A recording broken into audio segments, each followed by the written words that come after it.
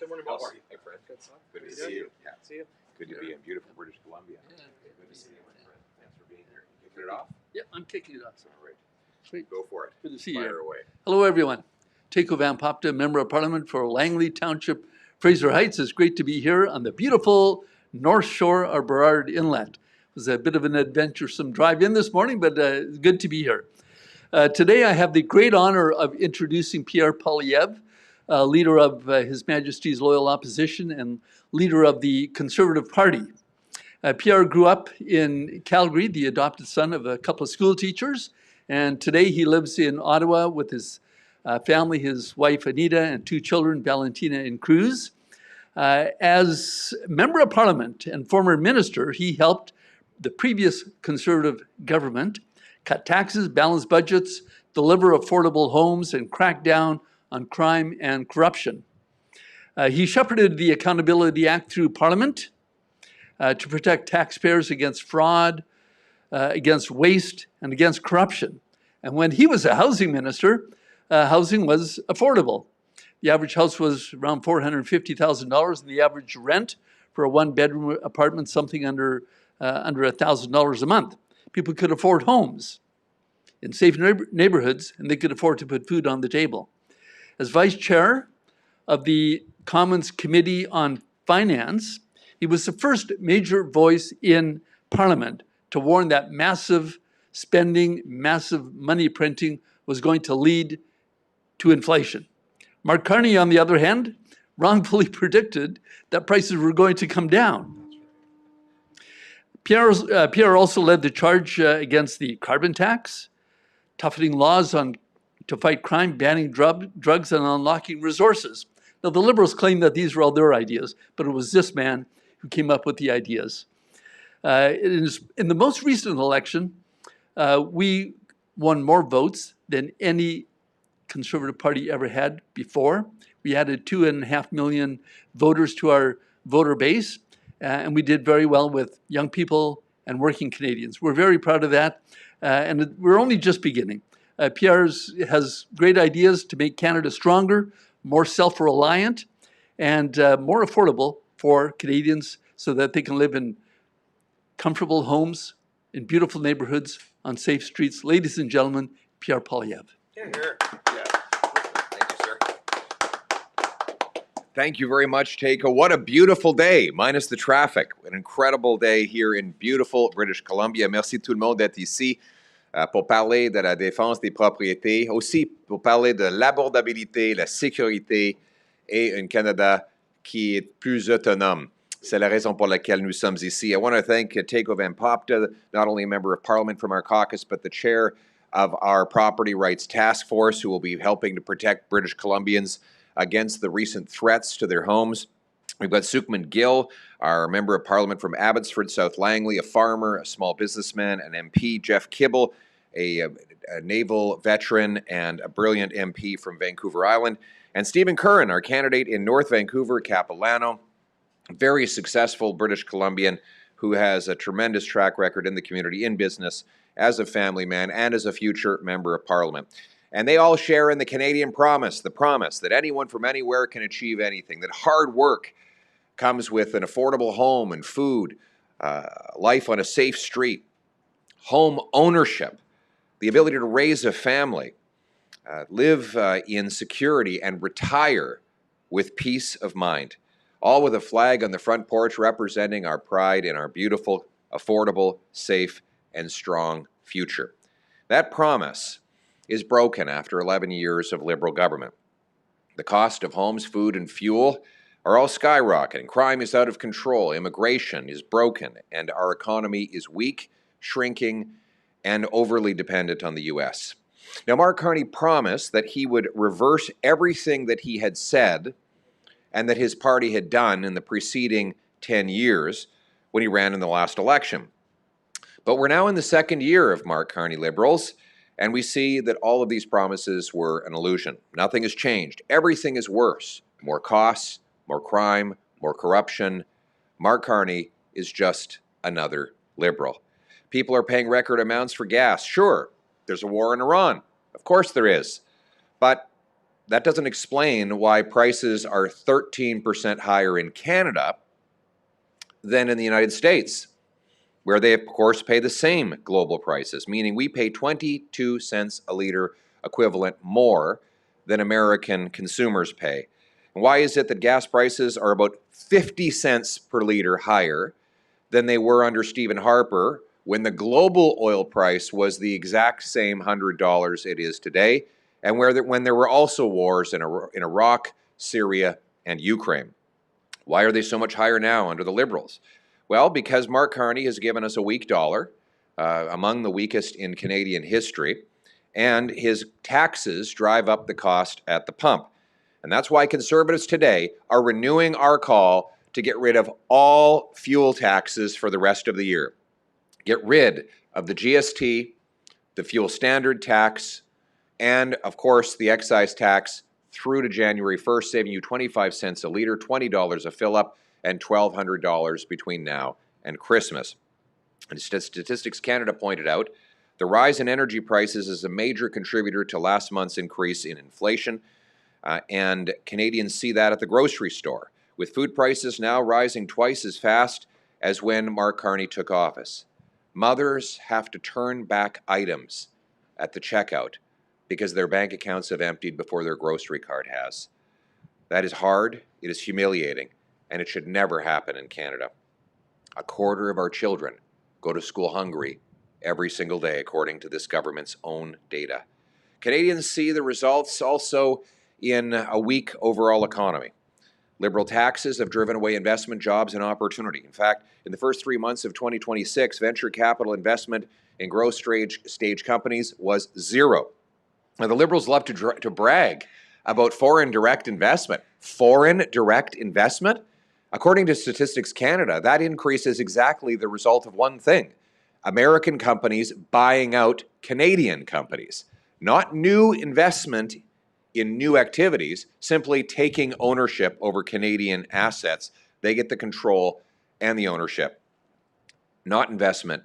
For every dollar of foreign investment in Canada coming in, $2 have left. That's the largest capital exodus in Canadian history, and it's on top of the $1 trillion of net investment that has left since Liberals took office. Stats Canada reports that 112,000 Canadians have lost their jobs since the beginning of this year. Unemployment is now 6.9%, a third higher than in the U.S. and the second highest in the G7.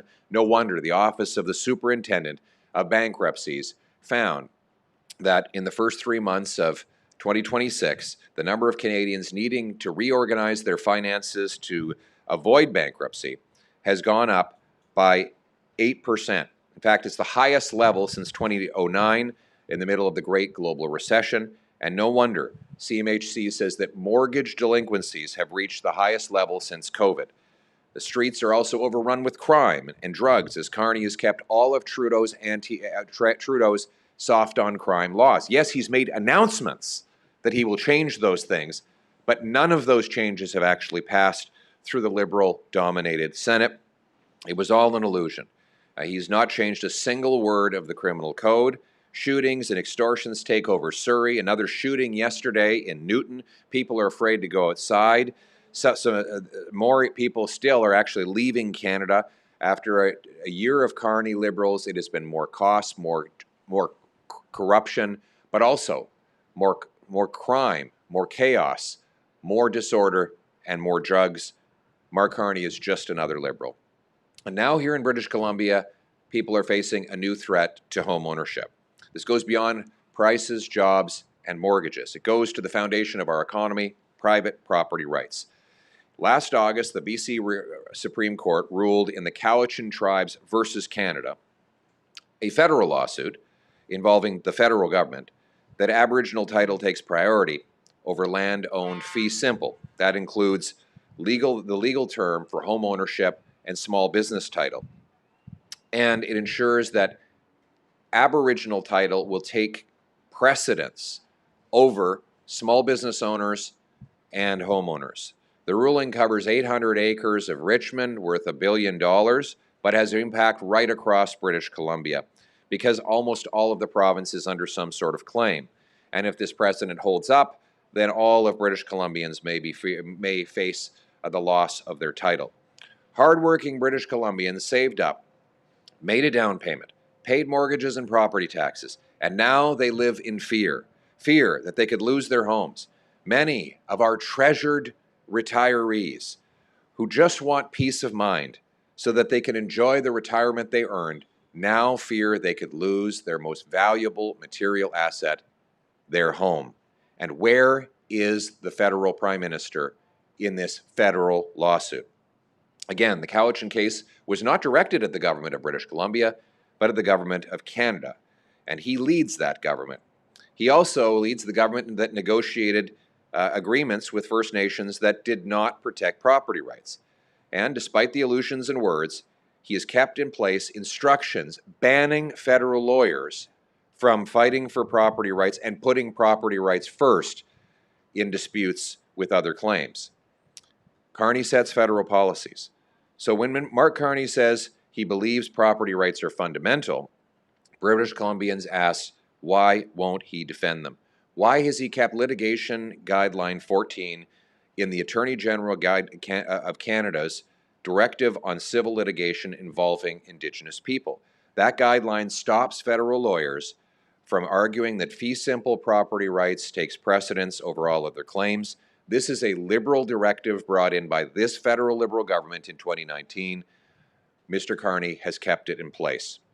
Then in February, the Carney Liberals signed the Musqueam Rights Recognition Agreement with no public scrutiny or consultation. That agreement recognizes Aboriginal rights and title over 533,000 hectares of Metro Vancouver, Burnaby, Richmond, Delta, and in fact, the parts of Richmond that are already affected by the Cowichan ruling. It creates the framework for future land governance and economic matters, but it does not protect private property rights of homeowners. That's why Conservatives have put forward a motion in the House of Commons calling on the Liberal government to do four reasonable things to defend your property. First, it calls on the Prime Minister to instruct federal lawyers to argue in court that private property rights take priority over all other claims. That includes reversing litigation guideline 14 that currently bans lawyers from doing so. Second, it requires explicit property protections in all future federal agreements with First Nations so homeowners and businesses can take comfort in knowing their title is firm. Third, it requires the Prime Minister personally publish a plan within 30 days to protect Canadians affected by property rights risks after Cowichan and Musqueam. It has been almost a year since this started, and we've seen nothing but words from Mark Carney. Fourth, appoint a special committee to study every legal, constitutional, and political step that Parliament can and should take to protect private property rights in Canada. These are reasonable steps. They are all within the power of the federal government, and they are urgently needed. Yesterday, we began running a radio ad campaign to increase support for our federal conservative motion protecting property rights. Contact your member of Parliament and tell them to vote yes for property rights on Monday in the House of Commons, because BC homeowners cannot take Liberal sound bites to the bank. They cannot use Carney's words as collateral, and they cannot protect their homes with another photo op, another promise, or another Liberal illusion. If Mark Carney really believes private property is fundamental, if it is not just an illusion, then he should act accordingly and vote for our motion. He can defend owners, he can put property rights first, and he can work with us to restore the promise of Canada, a country that is affordable at home, safe at home, and strong at home. Thank you very much. Thank you. We'll now take questions from reporters. Please identify yourself and your outlet. One question each. Hi, Jared Yeager here with Sitka Media. So we're seeing land claims all across Canada, but there seems to be the most uncertainty here in British Columbia. So I'm wondering what makes the situation here so unique? What's unique about British Columbia is that we haven't had land cession treaties like in the prairies, for example. In the prairies, you have treaties where the First Nations ceded claims on large parts of lands in exchange for other things, the land that they now do control, financial compensation, and other concessions. Those treaties did not happen, at least not on the same scale in British Columbia. and as a result, you have a lot of claims with no cession whatsoever. And that's why British Columbia is unusually threatened by this ruling, although there are other parts of the country where this precedent could spill over. In places where there are not land cession treaties, in Ontario and parts of Quebec and Atlantic Canada, you might also see risks. But right now, British Columbia really is ground zero. And in this province, you have basically every square inch of the province that is claimed by one or another First Nation group. So if you take the Cowichan ruling and apply the precedent province-wide, you could see basically every major British Columbia community threatened with the loss of home ownership that we now face in Richmond.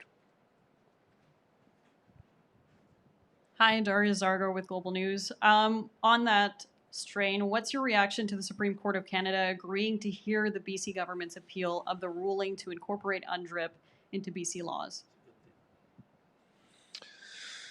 Well, did you want to, you were saying something, do you want to jump in this one? I'm just going to bring forward my lawyer here. This is, he's the chair of our Property Rights Task Force. Go ahead. Good. I believe you're referring to the... billing by the hour, by the No. way? Okay, all right. No, free today. Okay. I believe you're referring to the Gitskala case, which came as quite a surprise out of the Court of Appeal to David Eby when he discovered that the court actually put teeth into the DRIPA legislation. I think that was a big surprise to David Eby. He tried to backpedal from that, and he ran into trouble with his own caucus. So I believe that that decision from the Court of Appeal was wrongly decided. I'm very happy that the Supreme Court of Canada has given leave to hear it. And I'm sure that many people right across the country are going to be very interested in the outcome of that decision. Thank you. And I would just add that Conservatives voted against UNDRIP. We think that it creates a bad legal framework that could potentially risk resource development, home building, and maybe even home ownership. So these bills that Liberals and NDP governments have passed are now bringing serious risk to our economy and to our people, and it's time to reverse course. Thank you. Hi, Leanne Young from CBC. So do you think Premier Daniel Smith should call a referendum on Alberta's place in Canada? And in that vein, as an Alberta MP, what action will you try to take to keep Alberta within Canada in the face of a referendum? So I'm a strong Canadian federalist, a proud Albertan, and a proud Canadian. I want a strong Alberta within a united Canada. And all conservatives will be campaigning for Canadian unity in Alberta, and potentially, we hope not, but potentially in Quebec as well, if the separatists win there. We believe that Alberta deserves a fair deal in this country, which means that we unblock the resources, we allow the oil and gas sector to grow, we get the federal government off the backs and out of the way of Alberta workers and small businesses so the province can prosper, reverse the gun grab and other unnecessary federal Liberal irritants, but all for the purpose of making our country more united, more affordable, and more strong. It is the job of the Prime Minister of Canada to unite the country. And as Prime Minister in waiting, I will begin that work myself. I will be campaigning across the province of Alberta, encouraging Albertans to stay as part of the Canadian family and encouraging nationwide unity for all Canadians. Yeah. Just in French as well, please. Merci beaucoup. Tout d'abord, le Parti conservateur et moi supportons un Canada uni. On veut un Alberta qui est fort dans un Canada uni. Nous voulons que les Albertains puissent accomplir leur potentiel en débloquant les ressources naturelles, en enlevant les coûts et les obstacles du gouvernement fédéral, des autres politiques qui dérangent des Albertains, comme le repris des armes d'épaule. Et nous allons continuer de se battre pour les intérêts des Albertains en ces questions. En même temps, nous reconnaissons que la responsabilité principale de n'importe quel premier ministre, c'est d'unir le pays. Et moi, en tant que Premier ministre futur, je vais commencer ce travail dès aujourd'hui. Les conservateurs vont faire campagne pour convaincre les Albertains de rester au Canada, d'unir notre pays. Nous allons faire la même chose au Québec si le PQ gagne des élections et tient un référendum. Nous allons encourager les Québécois de rester unis ici au Canada. On veut un pays qui est uni, qui est abordable, qui est sécuritaire. And if I can be nostalgic for just a moment, I just want to recognize that it was only about 10 years ago, under a conservative government, where there was absolutely no separation movement whatsoever in Alberta. That's right. And the PQ and the BQ, the two separatist parties in Quebec, they didn't even exist anymore. They have been wiped off the electoral map. And it was thought that separatism was a thing of the past in Canada. I want to thank Prime Minister Harper for uniting the country in that way, because it is the job of a Prime Minister to unite. And it's worth asking how the current Prime Minister is doing in that regard, given the situation in both Quebec and in Alberta. But as for me, I know where I stand. I stand for a united country, and we're going to campaign every day and every way to unite this country around hope. Thank you. Hey, Mr. Poilievre, Kevin Chirac, CTV News. As I'm sure you're well aware, Indigenous rights and DRIPA has become a political flashpoint in BC over the past few months or so. Virtually all of the BC Conservative leadership candidates say their number one priority is to repeal DRIPA. Premier David Eby has gone back and forth on amending DRIPA, and has resulted in a response from First Nations groups, including threats of lawsuits and protests for major projects. So I'm wondering, with this motion that you're set to introduce on Monday, how do you think that'll impact government and Indigenous relations? Well, my motion would improve Indigenous relations by bringing clarity that homeowners are protected. And quite frankly, it's time for Mark Carney to step up. The Cowichan decision came from a federal lawsuit. And it was the federal government, this federal Liberal government, that directed its lawyers not to defend property rights in that case. A decision that the judge recognized when she rendered her judgment. So it's time for Mark Carney to stop hiding. This is a federal issue. He has done absolutely nothing in the nearly 1 year that has passed since this ruling came down. We're telling him, Mark Carney, if you are serious about defending property rights, then prove it. Change your directives to direct lawyers at a federal level to fight for property rights first. Make a commitment that you won't sign any more agreements that do not explicitly defend property rights, and publish a plan to protect British Columbia homeowners and small businesses from the risk of property loss within 30 days. It's time for leadership, and Conservatives are providing that leadership. Hi, Ms. Poilievre. I'm a reporter from the Canadian Press. Since you made the call to drop fuel taxes in April, prices have skyrocketed and which have eaten up the drop in taxes. And why do you think dropping taxes would help? Thank you. Thank you very much. Well, we said we should get rid of all taxes. The Liberals have only got rid of a third of the tax for a third of the year. But you're wondering why prices keep rising? Well, in part because we have such a weak dollar.